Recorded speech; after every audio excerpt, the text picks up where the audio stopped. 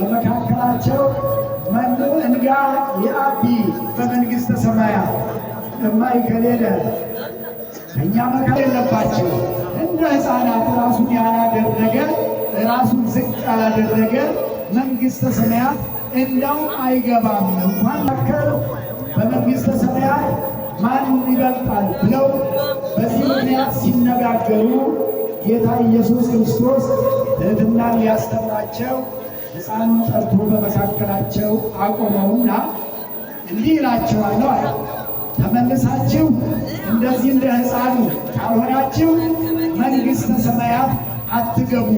ወፀአታ ተርእሶ ዝው ከመዝንቱ ሕፃን ዝው እቱ ዘየአቢ በመንግሥተ ሰማያት ራሱን ዝቅ ያደረገ ራሱን እንደዚህ እንደ ሕፃን ነፃ ጠባይ እንደሌላቸው ኃጢአት እንደሌለባቸው በቀር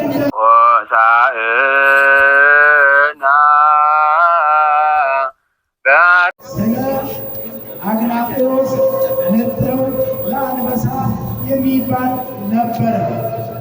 መድኃኒታችን ኢየሱስ ክርስቶስ ወንጌል እያስተማረ በነበረበት ዘመን ቅዱሳን ሐዋርያት ከእርሱ ጋር እንደነበሩ የተወለዱ በከመ ዜነዎ መንፈሳዊ ለጸጋ ዘአብ አረጋዊ ተክለ ሃይማኖት ተወልደ አርኩ ለመቃው ብለው ቅድም ወጣቶቹ ሲዘምሩ እንደነበረው በከመ ዜነዎ መንፈሳዊ መልአከ እግዚአብሔር ትመላለጡበት መንግሥተ ሰማያት የሚገባ በእምነትና በትሕትና ነው ብሎ ጌታችን ኢየሱስ ክርስቶስ አስተምሯል። በዚህ ቃሉ ያስተምረን ይመክረን ዘንድ መልካም ፈቃዱ ይሁንልን። የዛሬው በዓላችን ጻድቁ አባታችን አቡነ ተክለ ሃይማኖት የተወለዱበት ዕለት ነው። ምን የሆኑበት ነው? ጻድቁ አባታችን የተወለዱበት ዕለት ነው። ደስ ይበላችሁ። ልጅ ሲወለድ እንዲኖር በደንብ አክብሩ። የወንድ ልጅ ሲወለድ እንዲሁም ጻድቅ ሲወለድ ተባለለት አይደለም የተወለዱት። አቡነ ተክለ ሃይማኖት የተወለዱት ቅድም ሲዘመር እንደሰማችሁ ከአባታቸው ከጸጋ ዘአብ ከእናታቸው ከእግዚአብሔር ቅዱስ ሚካኤል ልጅ ትወልዳላችሁ ብሎ ለመካኖቹ ለጸጋ ዘአብና ለካህኑ ጸጋ ዘአብና ለባለቤቱ ለክብርት እግዚአብሔር ልጅ ትወልዳላችሁ ብሎ መንፈሳዊ ቅዱስ ሚካኤል ነው የነገራቸው። ቅዱስ ሚካኤል ነው ያበሰራቸው። አቡነ ተክለ ሃይማኖት በምስራተ መልአክ በቅዱስ ሚካኤል ብስራት ነው የተወለዱት። እንግዲህ አባቶች እንደሚነግሩን ነገር ከስሩ ውሃ ቅጥሉ እንዲሉ ነገር ከሲር ሲደረግ መልካም ነውና የአቡነ ተክለ ሃይማኖት ልደታቸው እንደምን ነበር? ገድሉን መምህራኑ ሲተረጉሙት ትናንት አምሽተዋል። ሌሊቱንም ሲተረጉሙላችሁ አድረዋል። ቃለ ሕይወት ያሰማልን እግዚአብሔር አምላካችን። እንግዲህ ጸጋ ዘአብና እግዚአብሔር የሚባሉ ደጋግ አባትና እናት በዚህ ስፍራ ነበሩ። በየት ስፍራ ነበሩ? በዚህ ስፍራ ነበሩ። በምስራቁ በኩል በቤተልሔም በኩል መቃብራቸው ይገኛል። መታሰቢያቸው ይነገራል። ለዚህ ደጋግ አባትና እናት መልካም ሰዎች ነበሩ ይላል። ልክ እንደ ኤልሳቤጥና እንደ ዘካርያስ ለማን? እንደ ኤልሳቤጥ እንደ ዘካርያስ በሉቃስ ወንጌል ምዕራፍ 1 ቁጥር 6 ላይ ወክልኤሆሙ እሙንቱ ጻድቃን በቅድመ እግዚአብሔር ወየሐውሩ በሕጉ በኩሉ ሕጉ ወትእዛዙ ወኩነኔሁ ለእግዚአብሔር ዘእንበለው ነው። ሁለቱም እግዚአብሔር በሚያውቀው ነገር ሁሉ እውነተኞች ነበሩ ይላል። ምንድን ነበሩ ይላል? ሁለቱም እውነተኞች ነበሩ። ባለትዳሮች እግዚአብሔር በእውነት ያኑራቸው፣ በእውነት ያኑራቸው፣ በእውነት ያኑራቸው። ጸጋ ዘአብና እግዚአብሔር እንደ ዘካርያስና እንደ ኤልሳቤጥ እውነተኞች ነበሩ። እግዚአብሔር በሚያውቀው ነገር ሁሉ ይላል። እግዚአብሔር በሚያውቀው ነገር ሁሉ ማለት እግዚአብሔር ምን ያውቃል? እግዚአብሔር የማያውቀው ነገር አለ? እግዚአብሔር የማያውቀው ነገር የለም። በትዳራቸው ሲኖሩ ለእግዚአብሔር የታመኑ ባል ለሚስት የታመነ ሚስት ለባል የታመነች የታመኑ ለእግዚአብሔርም ለእርስ በርሳቸው የታመኑ ነበሩ ይላል። እንደ ዘካርያስ እንደ ኤልሳቤጥ ይታምልክ ባይለ አምላከ ዘእንበሌ በሚለው ሕግ ጸንተው ይኖሩ የነበሩ ሌላ አምላክ የማያመልኩ ባዕድ አምልኮ የማያውቁ ኃጢአትን የማይጎራበቱ ጽድቅን መርጠው የሚኖሩ ከገቢረ ኃጢአት ወደ ገቢረ ጽድቅ ተመልሰው የሚኖሩ ከገቢረ ጽድቅ ከሃይማኖታቸው ፈቀቅ የማይሉ ሁለት ደጋጎች አባትና እናት ጸጋ ዘአብና እግዚአብሔር ነበሩ። በረከታቸው ይደርብን። እነዚህ አባትና እናት በረከታቸው ይደርብን። የጸጋ ዘአብ የእግዚአብሔር በትዳራቸው መካከል ምን ነበረባቸው? ልጅ አለማግኘት። ልጅ አልነበራቸው። ያርሳሉ፣ ይኖራሉ፣ ይተዳደራሉ። የምድሩ ሀሳብ አላስጨነቃቸው። ስለሚበሉት፣ ስለሚጠጡት፣ ስለሚለብሱት አልተጨነቁም። ልጅ ግን አልነበራቸው። ልጅም ስላልነበራቸው አልተጨነቁም። ለእግዚአብሔር ነው የነገሩ። የተጨነቃችሁ ወገኖች ለእግዚአብሔር ነገሩ። ጭንቀት መድኃኒት አይደለም። ስለ ሀገርም፣ ስለ ግልም፣ ስለ ቤተ ክርስቲያንም መጨነቅ ሳይሆን መጸለይና ማመን ነው የሚያስፈልገው ወገኖች። እግዚአብሔር ጭንቀታችንን ያሳርፍልን።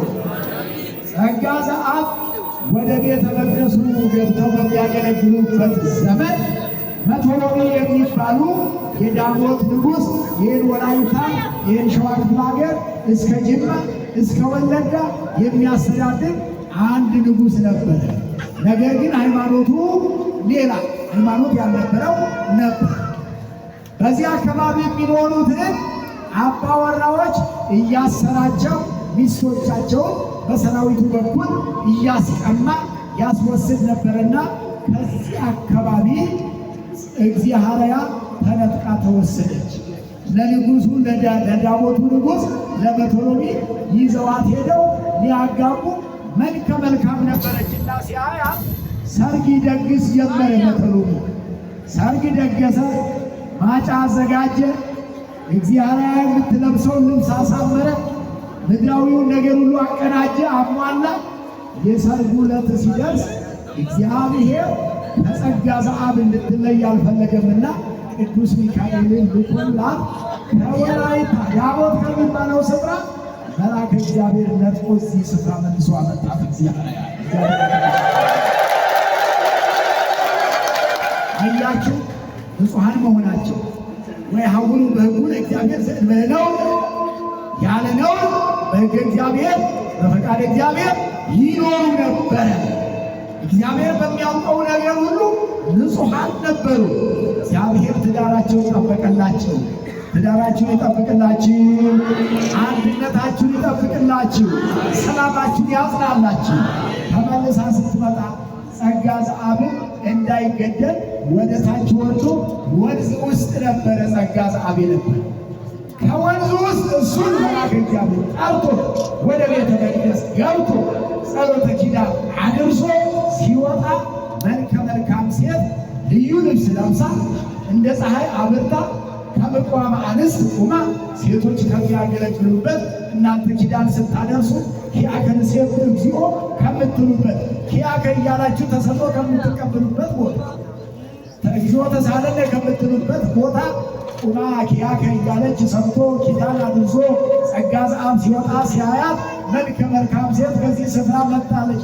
ማናት ብሎ ጠጋ ብሎ ሲመለከት እግዚአብሔር ደስ አለው። እግዚአብሔርን አመሰገነ። ይህም ስፍራ የጽላልሽ የሚባለው አካባቢ እቲሳ ተብሎ የሚጠራው በእግዚአብሔር ምክንያት ነው። እግዚአብሔር ካጠገቡ ስትታጣ ጸጋ ዘአብ እህቴ ወዴት አለች? እህቴ ሳየት በምትገኘው ሲል እህቴ ሲል እቲሳ ማለት እህቴ እግዚአብሔር ወዴት ትገኛለች ብሎ ፍለጋ ነው። ሲፈልግ በነበረበት ዘመን ተለይታው በነበረ ጊዜ ወደ ባህር ገብቶ በነበረበት ዘመን ከዚያ ተመልሰው ያ ሁሉ ታሪክ አልፎ እግዚአብሔር ታሪክን መቀየር ያውቃልና እንደገና ልጅ እንደሚወልዱ ከዛ ስደት በኋላ ተመልሳ ከመጣች በኋላ መልአከ እግዚአብሔር በከመ ዜነዎ መንፈሳዊ ለጸጋ ዘአብ አረጋዊ እንዲህ የተባለ ተክለ ሃይማኖት ተወልደ አርኩነ መራዊ ሰማያዊ የሰማያዊው የኢየሱስ ክርስቶስ ሙሽራ የሚሆን እሱን የሚያገለግል የዓለም ሙሽርነት የሌለ መንኖ የሚኖር ለዓለም ብርሃን የሚሆን ኢትዮጵያን የሚያበራ ብዙዎቹ ከአምልኮተ ጣዖት ወደ አምልኮተ እግዚአብሔር የሚመልስ ልጅ ከእናንተ ይወለዳል ብሎ ቅዱስ ሚካኤል አበሰራቸው። እናንተንም ያብስራችሁ። የሀገራችንን ሰላም ያብስራችሁ እግዚአብሔር። ይህን ካበሰራቸው በኋላ በዓመቱ እንግዲህ 9 ወር ጸጋ ዘአብ ቤተ እግዚአብሔር ገብቶ አገልግሎ ጊዜ የአጥን ወእምድኅረ የአጥን ወፃ መቅደሱ ጸሎተ ማዕጠንቱን ሰሞኑን ጨርሶ ወደ ቤቱ ገብቶ ከ2 ቀን በኋላ ጻድቁ አቡነ ተክለ ሃይማኖት መጋቢት 24 ቀን ተጸነሱ። መጋቢት 24 ቀን ተጸነሱ። ታሪካቸው ተቀየረ። እግዚአብሔር እርጉዝ ተባለች። እንደ በቅሎ ትቆጠር የነበረው ቢወልዷት እንጂ የማትወልድ እየተባለች ስለሆነ ነበረች። በቅሎ መቼም ተወለደች እንጂ አትወልድ ማለት በቅሎ ታውቃለች። በቅሎ ተወልዳለች እንጂ አትወልድ። እግዚአብሔር እንደ ኤልሳቤጥ እነዚህ በመካንነት የኖሩ እናቶች ቢወልዷቸው እንጂ የማይወልዱ እየተባሉ እንደውም መስዋዕቱ ሁሉ ይከለከላቸው ነበረ። በኦሪቱ በኢየሩሳሌሙ ሀገር ከመስዋዕቱም እንዳይሳተፉ መካኖች እንደ ኃጢአት እየተቆጠረባቸው ይከለክሉ ነበርና ታሪካቸውን ቀይሮላቸው 1 ቀን 2 ቀን 1 ወር 2 ወር 3 ወር እየተባለ 9 ወር ከ5 ቀን ሲሆን እንደ ዛሬ ማለት እንደ ዛሬ ታኅሳስ 24 ቀን ጻድቁ አቡነ ተክለ ሃይማኖት ተወለዱ።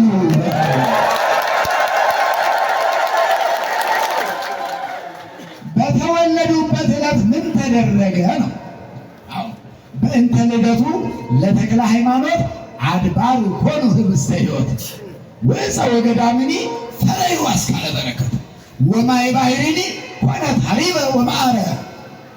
ስለ አቡነ ተክለ ሃይማኖት ልደት እሳቸው በተወለዱበት ዕለት እዚያ አካባቢ ያሉ የሁሉ የምናየው ተራራ ሁሉ ዳቦ በዳቦ ሆነ። ሰው ሁሉ ዳቦ ሲጎምጥ ዋለ። ጥጋብ ሆነ፣ በረከት ሆነ። ቅድም እንደነገርኳችሁ ዝም ብሎ ወንድ ልጅ ብቻ አይደለም የተወለደው፣ ጻድቅ ነው የተወለደው። ጻድቅ ስለሆኑ የተወለዱ ጻድቅ ስለተወለዱ ተራሮቹ ዳቦ ሆነው የዚያን ዕለት የተራበ በሙሉ ሲበላ ዋለ። ወዕፀ ወገዳምኒ ፈረዩ አስካለ በረከት ማለት ደግሞ እንጨቶቹ የበረከት ፍሬ፣ ብርቱካኖቹ፣ ሙዞቹ፣ ፓፓዮቹ እነዚህ የሚበሉ እጽዋት በአንድ ቀን አፍርተው ሲበሉ ዋሉ። እሳቸው የተወለዱለት እንደ ዛሬ ቀን የዛሬ 800 ዓመት ማለት ነው። አቡነ ተክለ ሃይማኖት የተወለዱት የዛሬ 800 ዓመት ገደማ ነው። ምክንያቱም መድኃኒታችን ኢየሱስ ክርስቶስ በተወለደ በ1200 ዓመት ነው የተወለዱት። በ1200 ዓመት በ12ኛው መቶ ክፍለ ዘመን የነበሩ ጻድቅ ናቸው። የዛሬ 800 ዓመት አያችሁ። ብዙ ሰዎች ከዛ ወደዚህ ተወልደው አድገዋል፣ ሞተዋል፣ ተረስተዋል። ጻድቁ አቡነ ተክለ ሃይማኖት እዚህ ምድር ላይ የኖሩት 99 ዓመት ከ8 ወር ነው። 100 ዓመት ገደማ ማለት ነው። እስከ ዛሬ ደግሞ ስንቆጥረው 800 ዓመት ታሪካቸው ሳይረሳ ዛሬም እንደተወለዱ ሐዲስ ሐዋርያ ሱታፌ ቶማስ ሰማዕት በስባረ እግሩ ዘቆመ መጠነ 7 ዓመት። አያችሁ፣ እግራቸው ተሰብሮ እንኳን 7 ዓመት ቆመው የጸለዩ ጻድቁ አቡነ ተክለ ሃይማኖት በዚህ 800 ዓመት ውስጥ ብዙ ሰዎች እየተወለዱ እየሞቱ አልተረሱም። እየሞቱ የተረሱ ብዙ ናቸው አይደል? የረሳናቸው መቃብራቸው ሳር ያበቀለ መታሰቢያቸው ሁሉ ወደ መረሳት የደረሰ እርሳቸው ግን ያው 800 ዓመት ሁሉ አሁንም በእንተ ልደቱ ለተክለ ሃይማኖት አድባር ኮኑ ህብስተ ሕይወት ስለ ተክለ ሃይማኖት ልደት ለሳቸው ብለው ተራሮቹ ታዘዙ። ዳቦ እየያዙ ቀረቡ። ልደት ነውና ልደታቸውን ተራሮች አከበሩላቸው። ለአቡነ ተክለ ሃይማኖት ልደታቸውን እጽዋት አከበሩላቸው። ልደታቸውን ወንዞች አከበሩላቸው። ልደታቸውን የጻድቁን ልደት እንደ ወንዞቹ፣ እንደ ተራሮቹ፣ እንደ ባህሩ፣ እንደ እንጨቶቹ ይሄ ታሪክ ያላቸው ጻድቅ ናቸውና አንዳንድ ሰዎች ስለ ጻድቃን ሳይገባቸው ጻድቃኑንም ሳይገባቸው እነሱም የማይገቡ ናቸው። እኛ ለጻድቁ አቡነ ተክለ ሃይማኖት ገብተናቸዋል። ያማልዱናል። የእኛ ናቸው። ጻድቁ አቡነ ተክለ ሃይማኖት ያማልዱናል። ተስፋችን ናቸው። አለኝታችን ናቸው። ክብራችን ናቸው። ከአዲስ አበባ ድረስ ተሰብስባችሁ ባልተመቻቸ ትራንስፖርት ስትሉ አድራችሁ እዚህ የደረሳችሁ ሊቃውንቱም፣ ሰንበት ትምህርት ቤት አባላቱም፣ ምእመናቱም፣ አባቶችም፣ ብፁዓኑም፣ ሌሎቹም የአድባራት አስተዳዳሪዎች ሁሉ የሁሉ ድካም ጻድቁ እንደሚያማልዱን ስለምናምን ነው። እምነታችን ነው የሰበሰበን። በእንተ ልደቱ ለተክለ ሃይማኖት በልደታቸው ቀን ሕፃኑ በጸጋ ዘአብና ምንድነው ያልኩት? በወንጌሉ ላይ ሕፃኑን ጠርቶ በመካከላቸው አቆመው። ሕፃኑ አቡነ ተክለ ሃይማኖትን እግዚአብሔር አምላክ ወደዚህ ዓለም ጠርቶ በጸጋ ዘአብና በእግዚአብሔር መካከል ያቆመበት ዕለት በእነሱ መሃል በአባት እናቱ መካከል ቆሞ የተገኘ ሕፃን። እንዲሁም የሕፃን ትልቅ ታሪክ ያለው ሕፃን ነው። ጻድቁ አቡነ ተክለ ሃይማኖት በተወለዱ በሶስተኛ ቀናቸው ዛሬ 24 ነገ ሁለተኛ ከነገ በስተያ ከሰዓቱ ተብሎ በሚከበርበት ዕለት እንደምታከብሩት ሁሉ ጻድቁ በተወለዱ በሶስተኛ ቀናቸው ሕፃናት የእናታቸውን ጡት እንኳን ወይንም ጡጦንም በደንብ በማይጠቡበት ዕለት በሶስተኛ ቀናቸው አሐዱ አብ ቅዱስ፣ አሐዱ ወልድ ቅዱስ፣ አሐዱ ውእቱ መንፈስ ቅዱስ ብለው ቀድሰዋል፣ አመስግነዋል። ምስጢረ ሥላሴ ተገለጠላቸው። ምስጢረ ሥላሴ ስለተገለጠላቸው በ40 ቀናቸው ክርስትና ሲነሱ ስም ይወጣላቸው ፍስሐ ጽዮን የተባሉት የጽዮን ደስታ፣ የቤተ ክርስቲያን ደስታ፣ የሀገር ደስታ፣ የእመቤታችን ደስታ ማለት ነው። በኋላ ግን ስማቸው ተቀይሮ በጸሎተ ሚካኤል ዘንድ ሲሄዱ ምንድነው የተባሉት? ተክለ አብ በሉ፣ ተክለ አብ በሉ፣ ተክለ ወልድ፣ ተክለ መንፈስ ቅዱስ።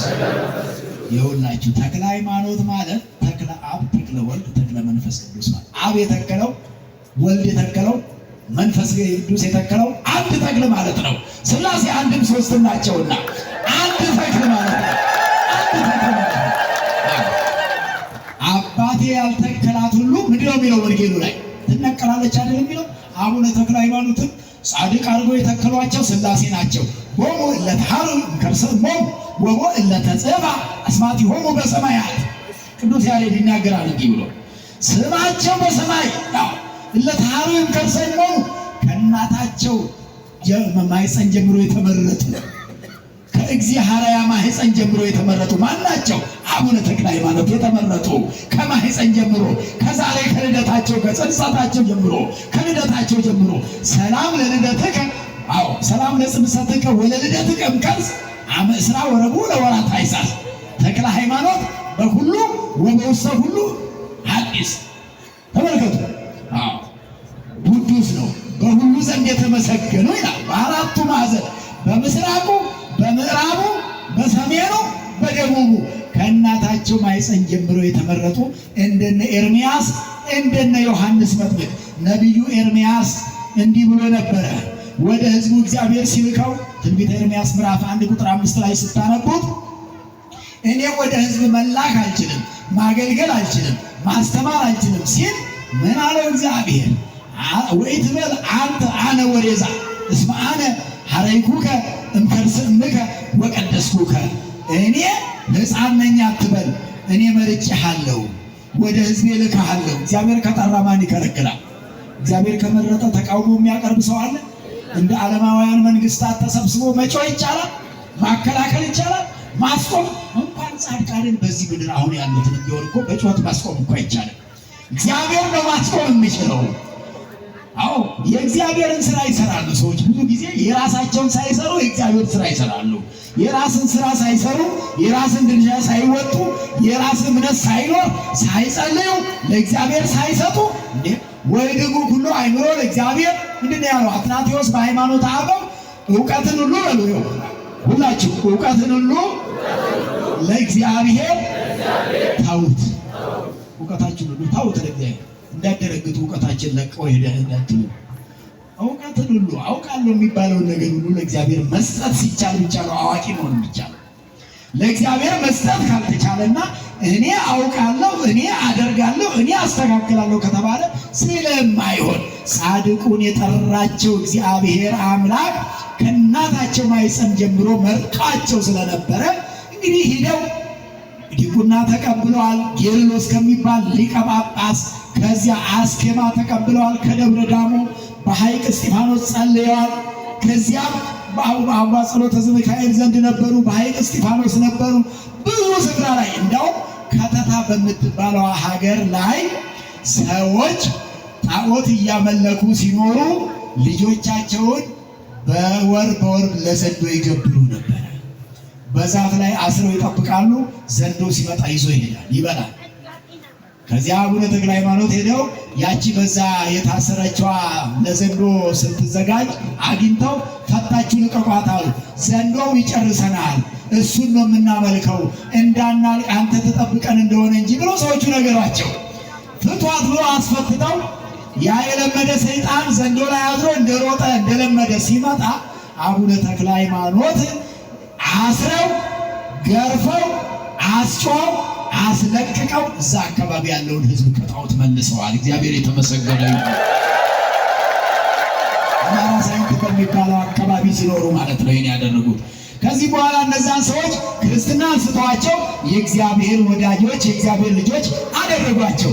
እነዚህም ሰዎች የእኛ ወገኖችም የሞቱ አሉ፣ ጣዖት እያመለኩ ሳይድኑ ሳይደልቁ ክርስትና ሳይነሱ የሞቱ አሉ ብለው የወገኖቻቸውን ከሞቱ 100 ዓመት 200 ዓመት የሆናቸው ዘመዶቻቸውን የቅድመ አያቶቻቸውን መቃብር አሳይተዋቸው እዛ መቃብር ላይ ጸልየው አቡነ ተክለ ሃይማኖት 15 ሰው ከመቃብር አስነስተው እንደገና ክርስትና አነሷቸው። የተነሱት ማለት ነው። ሙታንንም አስነስቶ ክርስትና የሚያነሳ ጻድቅ ሙታንን በሕይወት ያሉትን እኮ አይደለም። ዛሬ ያለ ሰው በሕይወት ያለውንም አስተምሮ አሳምኖ ክርስትና ማንሳት ተስኖታል። በክርስትናን ጠብቆ ማኖር ተስኖታል። እርሳቸው ግን የሞቱትን ከሙታን አስነስቶ ከመቃብር አስወጥቶ እንደገና ክርስትና አነሷቸው። እነዚያ ክርስትና የተነሱ ሰዎች ተመልሰው ሲሞቱ ምን አሉ? የነበርንበት ቦታ ድቅድቅ ጨለማ ነው፣ ስቃይ ነው፣ እሳት ነው። እዚያ ተመልሰን እንዳንሄድ እዚህ እንድንቆይ አድርገን አሏቸው ጻድቁ አቡነ ተክለ ሃይማኖት። እርሳቸው ተመልሳችሁ ስትሄዱ ወደ ነበራችሁበት አትመለሱም አሏቸው። ክርስትና ተነስተዋላ፣ የሥላሴ ልጆች ሆነዋላ። ቀደም ሲል ክርስትናም ሳይነሱ ጣዖት እያመለኩ ከሞቱበት ነው የሄዱት ወደ ሲኦል። ከዚህ በኋላ ወደ ገነት እንደሚገቡ ወደ አምላካችን ወደ ኢየሱስ ክርስቶስ ጸልየው አሁን የሚገቡበትን ለነዚህ ለወገኖቼ አሳይልኝ ሲሉ ገነትን ለነዛ 15ቱ ሰዎች ኢየሱስ ክርስቶስ አሳያቸው። ደስ እያላቸው በመዝሙረ ዳዊት በመዓዛ ገነት በይባቤ መላእክት ወደ ገነት ገብተዋል። እግዚአብሔር የተመሰገነ ይሁን። የጻድቁ ስራ እንግዲህ ይሄ ነው ወገኖቼ፣ የጻድቁ ስራ ይሄ ነው። ሕፃኑን ጠርቶ ሕፃን የተባለው አግናጤዎስ ምጥውለ አንበሳ የነበረ በአንጾኪያ ከቅዱስ ጴጥሮስ በኋላ ሦስተኛ ሆኖ የተሾመ የኛ ሕፃን በመካከላችን ዛሬ የቆሙልን ጻድቁ አቡነ ተክለ ሃይማኖት ናቸው። መጨረሻቸው ዕረፍታቸው ነሐሴ 24 ቀን ደብረ ሊባኖስ ገዳም ነው። ዛሬ ልደታቸው በዚህ ነው የሚከበረው። ዕረፍታቸው ደግሞ በደብረ ሊባኖስ ይከበራል። ጻድቁን በመካከላችን ቆመው እንዲያማልዱን ያደረገልን እግዚአብሔር የተመሰገነ ይሁን። ሕፃኑን ጠርቶ ሕፃኑን ፈጥሮ በመካከላችን አቆመ። እግረ መንገዱንም አብሮ በቤተ ክርስቲያናችን አስተምሮ ከንዑሳት በዓላት መካከል ኖላዊ የሚባለው ዛሬ ይህ ሳምንት በኖላዊ ተብሎ የሚሰየም የሚጠራ ምስጋና የሚመሰገን እንግዲህ አይታችሁ ከሆነ ቅዱስ ያሬድ ቅዱስ ያሬድ ትልቁ ሊቅ ለጻድቁ አቡነ ተክለ ሃይማኖት ዜማውን የደረሰላቸው ቅዱስ ያሬድ አይደለም። ምክንያቱም ቅዱስ ያሬድ የተነሳው በ5ኛው መቶ ክፍለ ዘመን ነው። አቡነ ተክለ ሃይማኖት በኋላ በ12ኛው ነው። የኋላ ሊቃውንት ግን ቀደም ብሎ ለተሰዓቱ ቅዱሳን ያመሰገናቸው ምስጋናዎች ስላሉ ለተሰዓቱ ቅዱሳን ብሎ ያዜማቸው የደረሳቸው ስለ ቅዱሳን የተናገራቸው ብዙ ስላሉ ሊቃውንት እያስተካከሉ ሊቃውንት ግን ይህን ሲያስተካክሉ እየጾሙ እየጸለዩ ቀለሙን ከቀለሙ ሲያስማሙ በዚህ ወቅት የኢየሱስ ክርስቶስን ወደዚህ ዓለም መምጣቱንም ቅዱሳን ነቢያት እንደተናገሩ አያይዘው መጻ ወልድ አለ ቅዱስ ያሬድ ሊቃውንቱ ያስቀመጡት መጻ ወልድ ውስተ ዓለም ወለብሰ ሥጋነ። ወልድ ወደዚህ ዓለም መጥቶ ሥጋችንን ለበሰ። ሰብአ ኮነ በአርአያ ዚአነ በእኛ አርአያ ሰው ሆነ አለ። ወልድ ሥጋ ለበሰ ወደዚህ። በማን አምሳል ነው ሰው የሆነው ወልድ? በማን መልክ ነው? በማን? በጻድቁ አቡነ ተክለ ሃይማኖት መልክ፣ በእናንተ መልክ፣ በእኔ መልክ፣ በእኛ መልክ፣ በአዳም መልክ ሰው ሆነ ይላል። ለምንድን ነው በሰው መልክ ሰው የሆነው? የሚመልስልኛ ሆን ከእናንተ ከመመናን ከሊቃውንቱ አይደለም። በሰው መልክ ለምንድን ነው ሰው የሆነው? መላእክት ሰዎች አይደሉም፣ መልክ የላቸውም። ራሳቸውም ሊገለጡ ሲፈልጉ ለቅዱስ ሚካኤል በሰው አምሳል ነው። ሕዝቅኤል ዘነጸረከ በአምሳለ ብእሲ ክቡር ምስለ ገጸ ላይ ወአንበሳ ወቀሊል ንስር ነው የሚለው።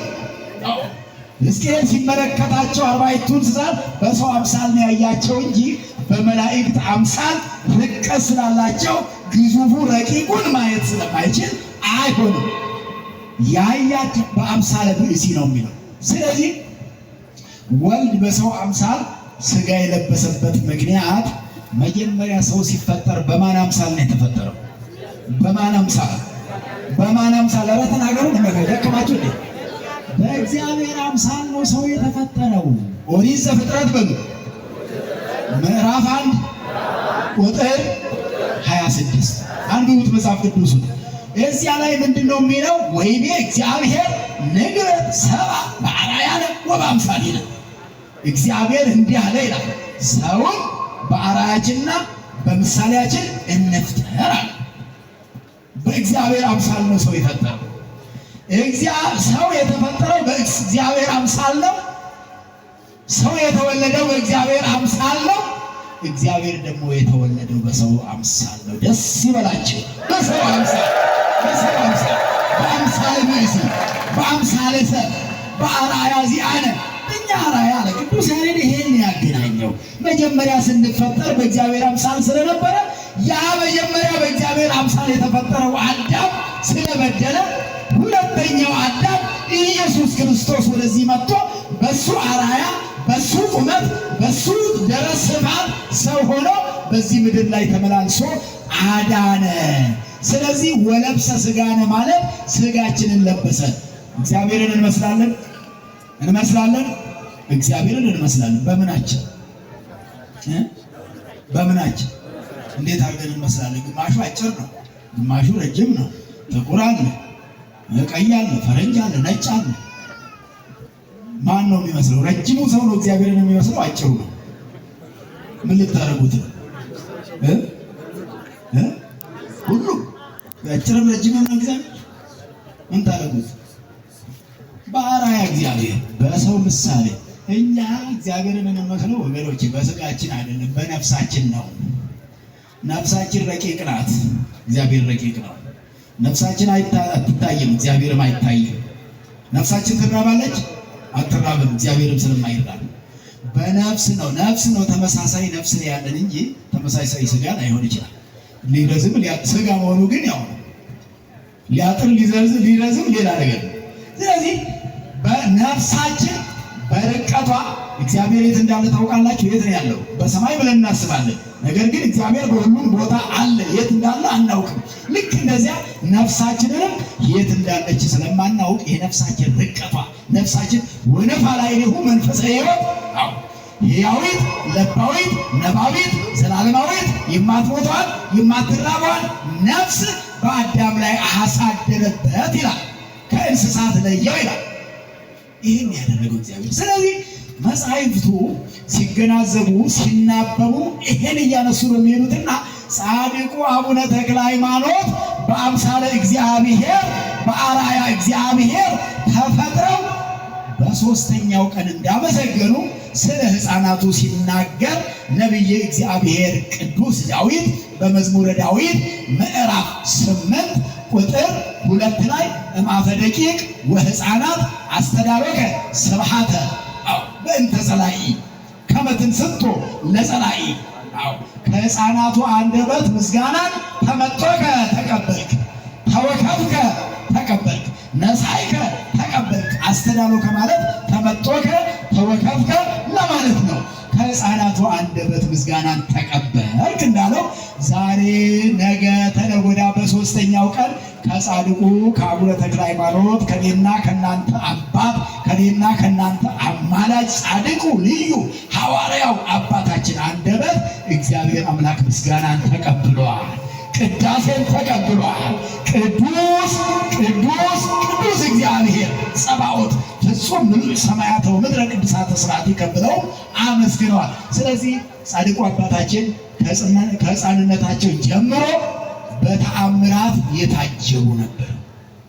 በተአምራት የታጀቡ ምክንያቱም ቅድም እንዳልኳቸው ሁሉ ተራሮቹ ያን ሁሉ መሆናቸው፣ ወንዞች ያን ሁሉ መሆናቸው በዚያ መታጀብ ነውና ሐዋርያው ቅዱስ ጳውሎስ የመጨረሻ ጥቅስ ሐዋርያው ቅዱስ ጳውሎስ አንደኛ ቆሮንቶስ ምዕራፍ 14 ቁጥር 20 ላይ ስታነቡት ሐዊነ ይትበሉ ወይትሳቱ ምክረ ወይትኩኑ ከመ ሕፃናት እንደ ሕፃናት አትሁኑ ነው የሚለው እሱ። ነገር ግን እንደ ሕፃናት መሆን የሚገባው አለ እምኩይ አለ ወኩኑ ፍጹማነ በአእምሮ ለክፉ ነገር እንደ ሕፃን መሆን ይገባል። ሕፃናት ምንም አያውቁ አይደለ? ለክፉ ነገር ሕፃናት ተብሎ ኢየሱስ ክርስቶስ እንደ ሕፃን ካልሆናችሁ መንግሥተ ሰማያት አትገቡም ያለው ሕፃናት ቂምና በቀል የላቸው። ምን የላቸው? ቂምና በቀል የላቸውም። አሁን ተጣልተው ብዙ ተደራርገው ቀጥለው አብረው ይጫወታሉ። ትልቁ ሰው ግን አሁን ተጣልቶ በዓመትም አይታረቅም፣ መከራ ነው። ለሽማግሌ የሚያስቸግር ሰው ሁሉ አለ። አንድ ሰውዬ ስለተሳለ ይባላል ሰምታችሁ ከሆነ እንደው ልብስ ተስዬ ነበረና የተሳልኩት ለሰይጣን ነው አለ። ለማን የተሳልኩት አለ? ለሰይጣን ተሳልኩ አጣሁት አለ። እንዳልሰጠው የት አገኘዋለሁ ብሎ አንዱ ሰው ሲያማክረው ያ የሰማ ሰው አለ እሱ አይታጣም አለው። የለም አጣሁት፣ ልብሱ እኔ ጋር ቆየ፣ እስካሁን መስጠት ነበረብኛል። ቤተ ክርስቲያን ሂድና ገረገራ አካባቢ፣ ገረገራ ማለት ይሄ ወደዛ ወጣ ብሎ ያለው ማለት ነው። እዛ አካባቢ ሰዎች ለእርቅ ይዘውት ቁጭ ብለው ሊያስታርቁ ሲሉ እምቢ ብሎ አሸፈረኝ ብሎ ልብሱን ጥሎ ጋቢውን ነው ወደዛ ወግድ ብሎ ጥሎ የሚወጣ ሰው ታገኛለህ። ለእሱ ስጠው፣ ስለት የሚቀበለው እሱ ነው። ምክንያቱም ሰይጣንን የሚወክለው እሱ ነው አለ። እርቅን እምቢ ብሎ ከወጣ ሌላ ምን ይሆናል? ያው ራሱ አይደለም ይሆን የማይታረቀው። ክርስቶስ ሰምራ ልታስታርቀው ብዙ ደክማ ነበረ። ነገር ግን እሱ እምደ ጸላኢ ዘአልቦ ምህረት የውዳሴ ማርያም ላይ ስንተረጉመው እምደ ጸላኢ ዘአልቦ ምህረት ማለት ምህረት ከሌለው ሥላሴን ማሩኝ ከማይል ሥላሴም ከማይምሩት እሱ ማሩኝ አይልም፣ አይፈልግም። እነሱም አይምሩት። ግን የማን ነው ጥፋቱ? የሥላሴ የሰይጣን ማሩኝ ስላላለ ነው። እኛም እኮ ማረን ካልን ነው የሚመረን እንጂ በግድ ልመራችሁ ይገባል አይልም እኮ። ልትድን ትወዳለህ ነው ወንጌሉ የሚለው አይደል? በማቴዎስ ወንጌል ምዕራፍ 8 ላይ ባለ ለምጹን እኮ አንተ ለምጽ ይዟል ብሎ አስሮ በግድ ዛሬ ቢሆን ሐኪም ቤት ሐኪሞቹ በግድ አስሮ ያስኩት ሄዶ እኮ አሞኛል ችግር ይሄ ነው ብሎ ሲነግሩ ሕክምናው የሚገኘው ከዛ በኋላ ነው። ድነት የሚገኘው መዳን ሲፈለግ ለመዳን ዝግጁ ሲኮን ለመዳን ቁርጠኛ ሲኮን ነውና፣ ስለዚህ ጻድቁ አባታችን አቡነ ተክለ ሃይማኖት በዛሬ ዕለት ተወልደው ለሀገራችን ኢትዮጵያ በረከትን ያደሉበት ዕለት ነውና የጻድቅ መታሰቢያ ለበረከት ነውና በዚህ ስፍራ ተገኝታችሁ የጻድቁን በረከት የተቀበላችሁ በሙሉ እግዚአብሔር በረከቱን ያድላችሁ። በጻድቁ አማላጅነትና ቃል ኪዳን ይባርካችሁ። መልካሙን ነገር ሁሉ ያድላችሁ። እግዚአብሔር አምላካችን ለሀገራችን ለኢትዮጵያ ጻድቁን ሰጥቶን ይሄ ሁሉ አሁን መከራው እንደ በደላችን እንደ ኃጢአታችን ብዛት ሲያንሰን ነው። ነገር ግን የነ ጻድቁ የነ አቡነ ተክለ ሃይማኖት አማላጅነትና ቃል ኪዳን ስላለ ጨርሶ አልጠፋንም። እንውላለን፣ እናድራለን። እግዚአብሔር አምላካችን የጻድቁን በረከት አይንሳን። ብፁዓን አባቶች አሉ። ብፁዕ አቡነ መቃርዮስ ለዚሁም ብፁዕ አቡነ ዳንኤል ለመታዘዝ ያክል ነው። እንግዲህ መታዘዝ ዞሮ መስዋዕት ለማቅረብ ስለሚቆጠር አለመታዘዝ ደግሞ ከመስዋዕት የሚጎድል ስለሆነ ነውና እግዚአብሔር አምላካችን የጻድቁን በረከት ያሳድርብን። ሕፃኑን በመካከላቸው አቆመ። ሕፃኑ አቡነ ተክለ ሃይማኖት በመካከላችን ተገኝተዋል፣ ባርከውናል። ስማቸው የተመሰገነ ይሁን። ወስብሐት ለእግዚአብሔር። ይቆየን።